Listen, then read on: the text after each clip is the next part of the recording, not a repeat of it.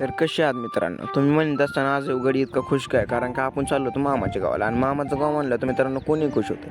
आणि मामा इतकी गाडी पेटीत होता का ते ॲमेझॉनच्या जंगलात होता आणि त्याच्या मागे ॲनाकोंडा चांगली जनावरं पडले होते. आणि मित्रांनो हे आनंद काय जास्त वेळ राहिला नाही, कारण की आपल्याला नाही जमत गाडी आणि गाडीत बसलं आपलं ते डोकं बेर आहे आणि हे आम्हाला खानदानी बिमारी आहे मित्रांनो. आणि काही वर्षानंतर मग पोहोचलो आम्ही मामाच्या घरी. मामाच्या घरी यायचं निमित्त म्हणजे आज होती इकडं भैरवनाथाची यात्रा. मग त्यानंतर आम्ही गेलो भैरवनाथाचं दर्शन घ्यायला. भैरवनाथांचं दर्शन घेतलं की मग आज इकडे होतं ऑर्केस्ट्राचं नियोजन. त्यानंतर मग गेलो आम्ही ऑर्केस्ट्राला. मित्रांनो पुढे तर काय जागा भेटली नाही, मग आपण मागच बसून समाधान मानलं. तसं म्हणा आपण तमाशाला प्रेमी, पण इकडं होता ऑर्केस्ट्रा.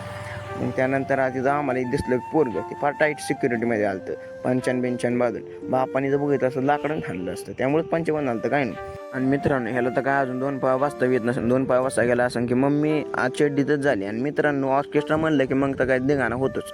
मग इकडं चालले होते भांडणं, मग अख्खे भांडणं निपटून मग आपण निघलो घरी. मित्रांनो व्हिडिओ आवडला असतं तर लाईक करा, सबस्क्राईब करा. भेटूया पुढच्या व्हिडिओत. Bye bye.